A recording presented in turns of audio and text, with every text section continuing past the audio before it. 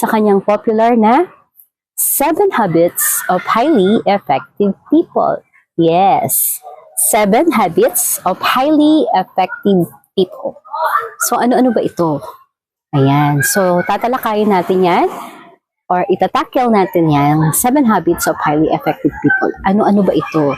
Naipangako ko sa isang vlog na sisikapin natin na hanggat makakaya natin ay maibahagi ang 7 Habits of Highly Effective People.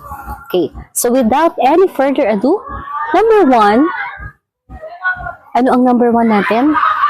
Be proactive. Be proactive ay isang prinsipyo na kung saan hindi ka naapektuhan agad-agad ng mga bagay-bagay na nakikita mo o naririnig mo sa isang tao. Pwedeng organization yan, pwedeng personal, pwede namang sa business side, or pwede rin naman sa iba-ibang uri ng mga tao sa lipunan. Pwedeng sa trabaho, sa pamilya, or sa kahit sino na nakakasalumuha mo sa araw-araw ng iyong buhay. Ang be proactive ay nangangahulugan na, for example, may nagsabi sa'yo, ngayon mo lang siya nakita. Sabi niya sa'yo, "Uy, ang taba-taba mo na. Ano nangyari sa'yo? Bakit ka nagkaganyan?" O kaya naman, "Hoy, naiinis na ako sa'yo ha. Bakit ganyan yung ginawa mo nung nakaraan?" Or, "Ikaw, anong nangyari? Bakit hindi mo tinapos?" Ayan. Sa mga example na yun, paano mo siya sasagutin? Sasagot ka ba agad ng pabalang? Sasalubungin mo ba yung kanyang galit? Or, iisipin mo muna ang tamang sagutan ng lahat ng mga tanong na yun para magkaroon ng mas maayos na usapan. Halimbawa, sinabihan ka, "Uy, ang taba-taba mo na." Anong pwede mong isagot? Pwedeng mag-isip ka muna sa gitna ng pinaka sinabi niya at reaction mo. Meron kang space na doon mo iisipin, ano ba yung sasagot ko dito sa tao na to? Ayan. So, pagiging proactive ay pwede bang sabihin mo na, "Oo nga alam mo ba, sa dami kong mga trabaho nung nakaraan, tapos konti na lang yung panahon kong kumain, pero kapag kumain naman ako, mabilisan. Tapos uupo na ako kaagad. Kaya yun, ang bilis ko tuloy tumaba, hindi tuloy agad ako makakakilos." O kaya naman, pwede mong sabihin, "Oo nga tumaba ako kasi sobrang masaya ako, kaya medyo napapasarap yung kain ko lately. Pero okay lang, magda-diet naman ako. Pag-exercise ako." O kaya naman, pag sinabi sa'yo, "Oh, bakit ganito? Bakit ganyan?" Ayan. Salamat po, napansin nyo yan. Pero kasi, ang totoo niyan, ganito po talaga ang gagawin ko dyan. Pero medyo nagkaroon lang ng konting problema. Hayaan nyo po, aayusin ko yan. Ayan. So, yung mga example na pwede nating sabihin kapag tayo ay naipit sa isang pang-iinsulto o kaya naman naipit sa isang galit or sermon ng isang tao na medyo may posisyon kesa sa atin.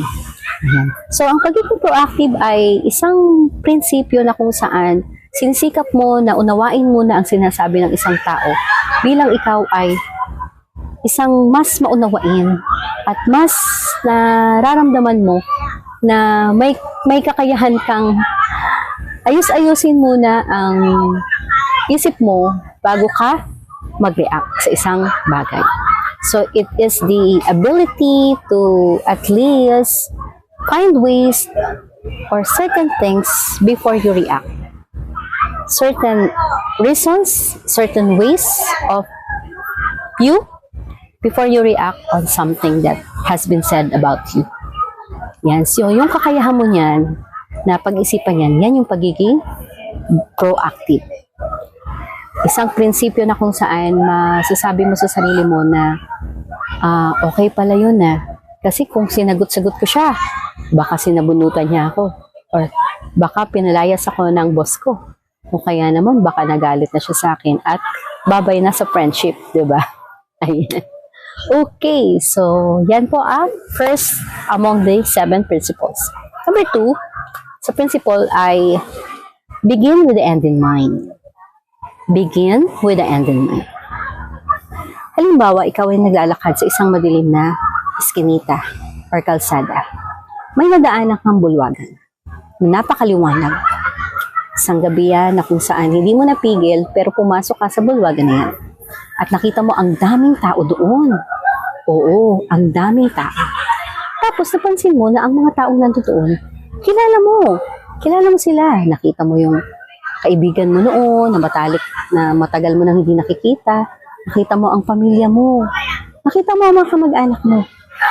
Tapos dahil nakita mo at kakilala mo sila, pumasok ka.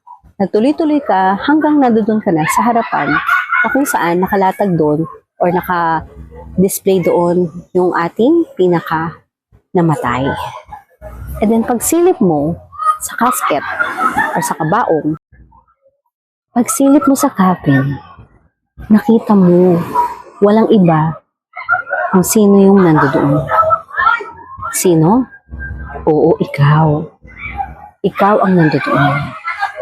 Ngayon, may narinig kang boses. Sabi ng boses, ngayong gabing ito magsasalita ang isang kapamilya ng namatay, isang kaibigan, isang katrabaho, isang kamag-anak. Maya-maya lamang po ay magsisimula na ang ating programa. So narinig mo na tungkol pala sa'yo ang pag-uusapan ng mga taong sinabi. Mga taong magsasalita tungkol sa'yo. Ano kaya yung sasabihin mo doon? Or ano kaya yung sasabihin nila tungkol sa'yo? Halimbawa, ikaw ay isang anak. Sabi ng nanay mo, ay, ayan, yung anak kong yan.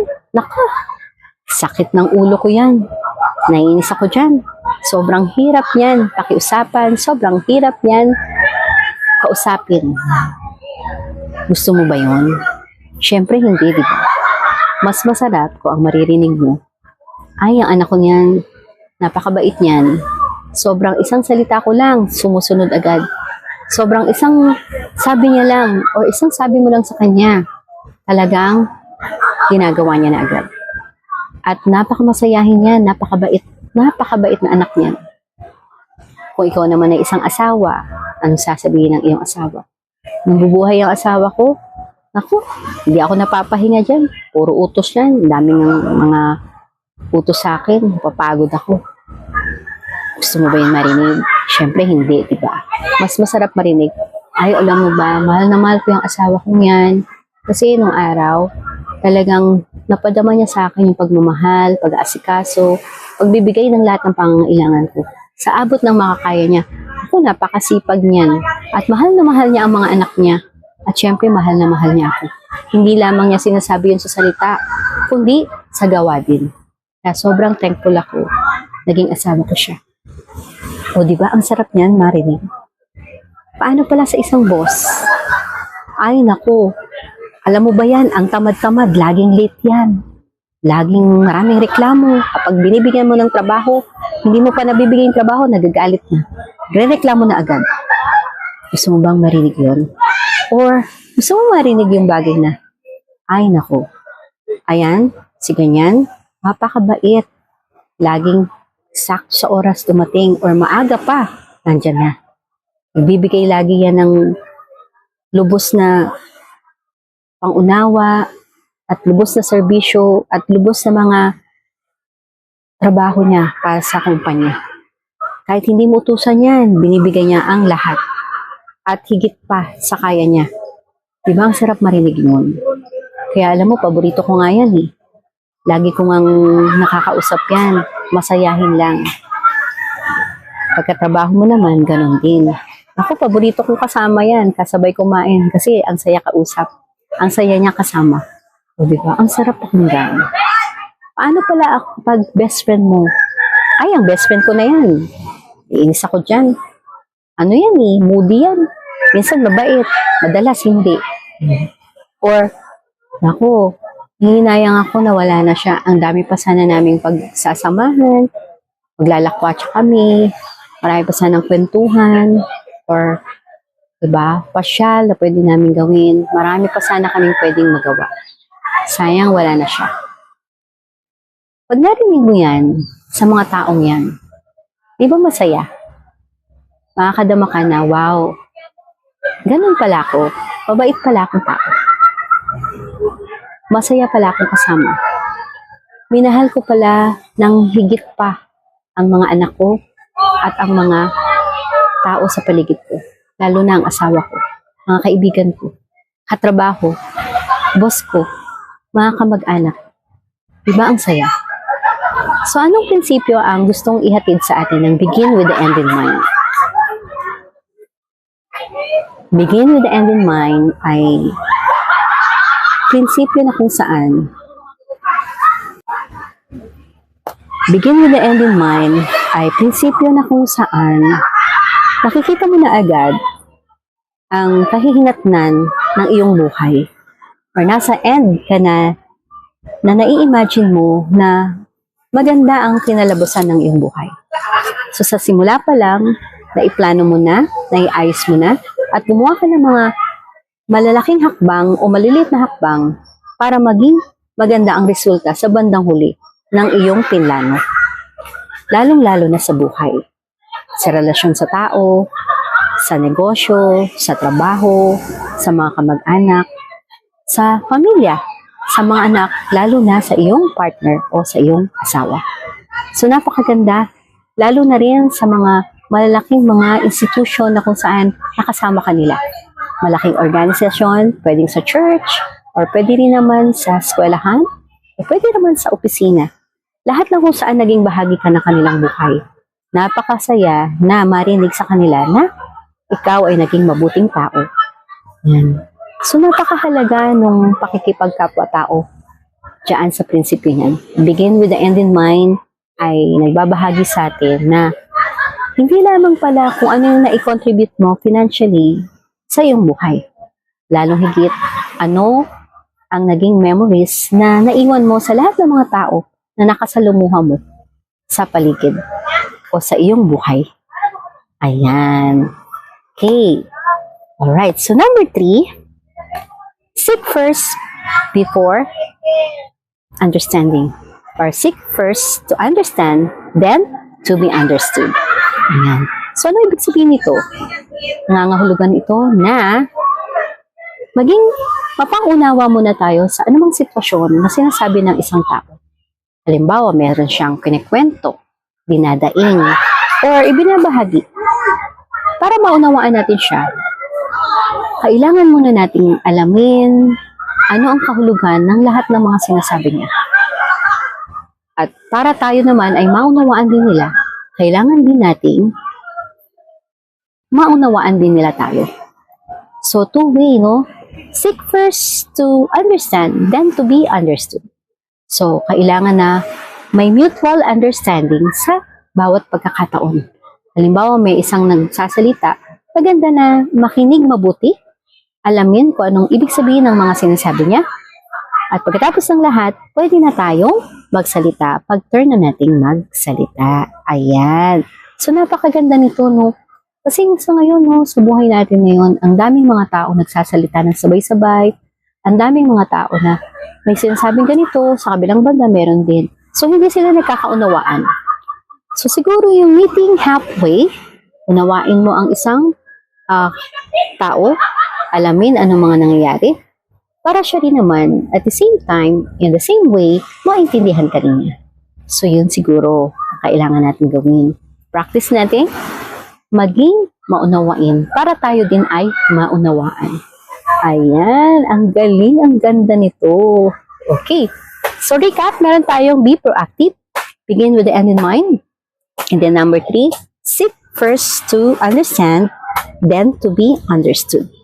Okay, ano naman ang number 4? Ano ba yung number 4? Number 4, napakaganda. Ito naman ay synergize. Synergize. Ayan. Ang synergize ay pagsasama-sama ng lahat ng idea. Kailangan nating pagsamasamahin ang lahat ng idea na yan ng mga tao. So, ang maliit na idea at malaking idea, pag sinama-sama, bumubuo ito ng isang mas magandang collaboration. Ayan. Hindi importante or napakahalaga pala na pakinggan ang lahat ng sides ng bawat tao.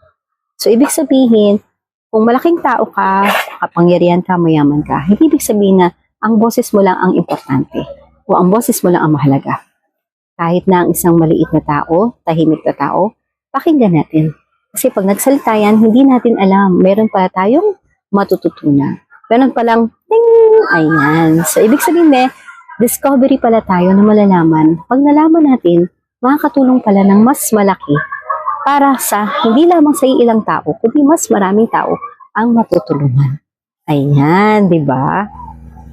Number 4, put first things first. Ayan. So, unahin ang mga mahalagang bagay. Ibig sabihin, prioritizing the most valuable one. Okay, and then organize it to the list. Not so urgent, not so, so ibig sabihin, i-prioritize natin kung ano yung first dapat na ginagawa natin, second, third, hanggang sa matapos lahat ng ating to-do list. Or sa isang banda, ito ay pag-una sa mga mas mahalagang mga bagay. So ito ay pag-juggle ng mga importanteng bagay siya. Sa simpleng ilustrasyon, diba, ikaw ay nagsasaing, naglalaba, may isang tao na kumatok. Pagkatapos may nag-text sa'yo, 4 yan na sabay-sabay na nangyari. Anong uunahin mo dyan? Ayan. Kung paano mo iaayos yan, doon mo malalaman ano ba ang mga priority mo sa buhay. Priority mo ba na maglaba? Hindi naglaba ka na. Tinapos mo yung paglalaba, yung pala, may kumakatok sa inyo at sasabihin pala sa'yo, uy, nanalo ka ng 100,000 piso. Or, may kumakatok pala, delivery ng inaantay mong binayaran mo na ng 50,000. Ayan, kaso, naglalaba ka, hindi mo agad nasagot yung nasa pintuan. Or, may nag-email sa'yo or nag-chat, sabi sa'yo, kailangan pumunta dito, na-aksidente sa ganito. Ayan. O kaya naman, nakalimutan mo, kalalaba mo, nasunog na yung sinaing. 'Di ba? Ilan lamang yan sa mga halimbawa ng mga i-juggle natin sa araw-araw natin. At kung ano yung inuuna natin dyan tayo nakikilala kung paano natin pina-prioritize ang mga bagay-bagay ayon sa sino ba ang pinakamahalaga. Ayan. So, bilang isa na, alam niyo yun, putting first things first means kailangan nating alamin sa ating buhay kung ano ba talaga ang pinakamahalaga. At mula dyan, ayan. So dito, dinidiscuss niya, ni Stephen Covey, yung 4 na quadrant. So merong under urgent, not important, and then so important. So merong quadrant 1, 2, 3, and 4. Ayan. So, under quadrant 1, yung urgent and important. And then, second quadrant naman, ito naman yung not urgent, okay, but important.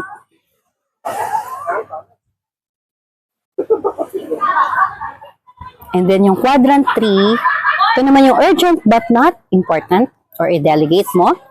And then, quadrant 4, not urgent, and not important. So, eliminate mo naman. Ayan. So, iisa-isahin natin, no? Yung mga bagay na yan. So, gaya ng nakita o nasabi natin kanina, ito yung mga kailangan natin unahin. Alin ba dyan ang gusto mong unahin? So, depende yan sa'yo kung ano yung uunahin mo. So, yung sinabi natin, unahin yung sinaing, di ba? Patay mo na yung sinaing kasi baka masunog. And then, yung paglalaba, iwan mo saglit kasi may kumakatok sa pintuan. Baka mamaya, napaka-importante nun. Yung pala, di ba?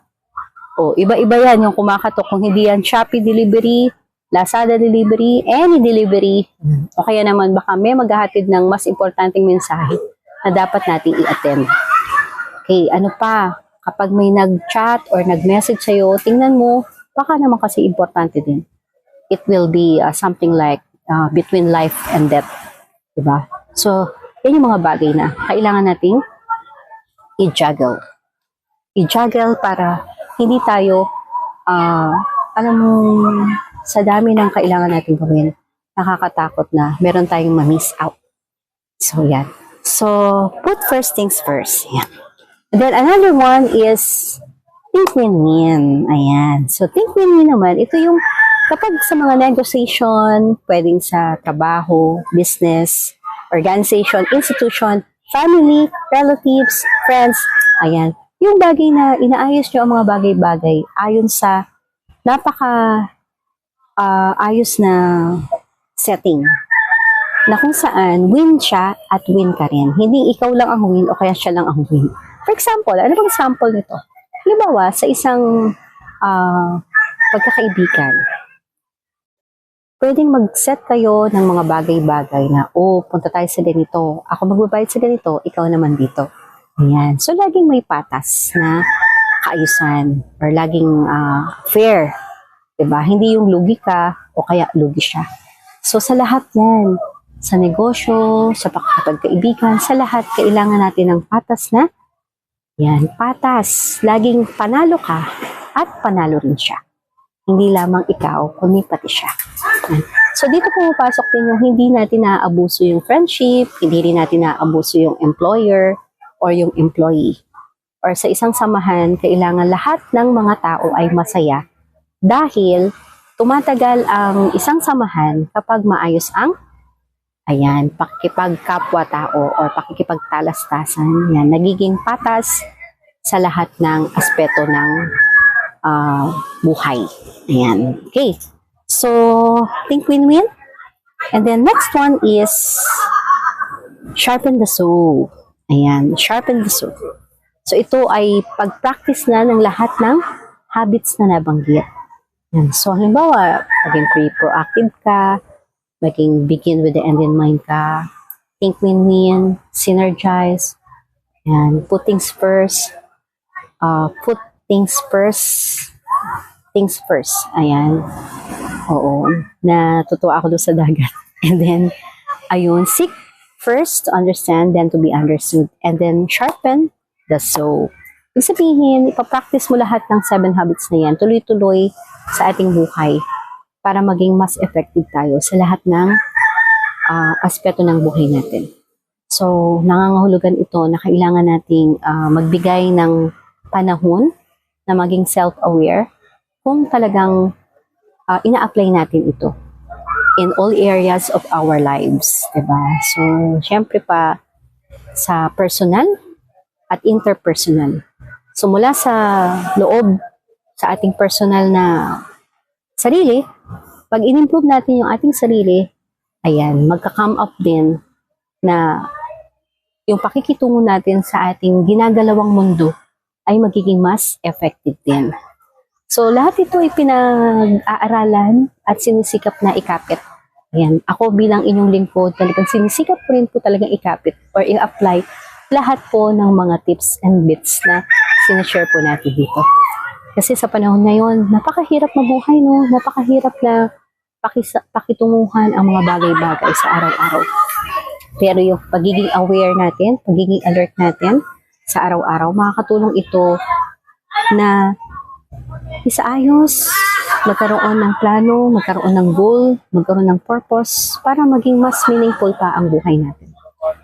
Ayan, laging sa pagising natin, syempre nagte-thank you tayo sa blessings na natanggap natin at sa lahat ng mga bagay-bagay na nangyayari sa atin na napakabuti. At syempre pa, may mga trials, hindi natin yan naiiwasan. Trials, struggles, and everything. So, sa pagharap ng lahat ng yan, kailangan din natin maging matatag.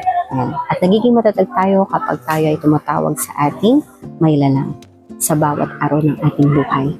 Ayan. Dahil yung tulong na yan ay napaka-powerful. So, ang lahat ng 7 habits of highly effective people na hindi natin na-discuss ng sobrang very broad or wide. Pero magkakaroon ulit tayo ng part 2 sa ating 7 habits of highly effective people. Kahit pa paano ay meron tayong naibahagi ngayong araw na ito. Kung saan talagang makikita natin ang pagbabago kapag tayo ay nagsimula ng gawin ito. Ayan. Maraming halimbawa ang ang ating author na si Stephen Covey sa kanyang na-create na mga prinsipyo ito ng buhay.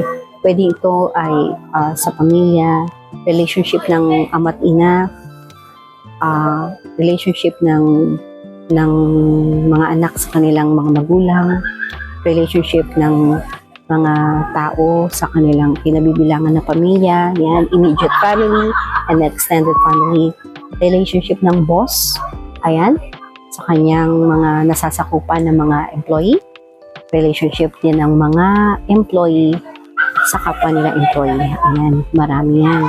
Sobrang maraming pwedeng i-discuss. Ano pa? Relationship din naman sa pwedeng politika. Ayan. Ano ba ang nangyayari sa politika natin? Pero hindi na natin yan kukomentuhan kasi yung mga bagay na yun, iiwan na lang natin sa mga aware na mga citizen. So, yan po. Ayan, medyo maingay po dito, no? Nasa resort po kasi kami, ayan, kaya medyo nag-enjoy po yung paligid-ligid namin, yan. So, yan lamang po ang pinaka gusto namin iwan ng 7 Habits of Highly Effective People. Lagi po tayong mag-ingat. Kayo po dyan ng mga katulad namin na 50 years old and above. Magkaroon po kayo ng simple routine ng pag-iingat sa sarili, mag-diet, kapag kailangan mag-diet, mag-maintenance, uminom ng maintenance. Ganon din po yung routine na kung saan makakatulong para maging mas matatag po ang ating health sa isip, sa puso, at lahat po ng organs natin. At magkaroon po tayo ng mga supplements na makakasupport po sa ating health. Ayan. Ano pa po ba? Ayan, maging mas matatag tayo sa kabila ng lahat ng mga nangyayari sa pagkakas. Ayan po. Hanggang dito na lang. Stay maganda inside out. Bye-bye!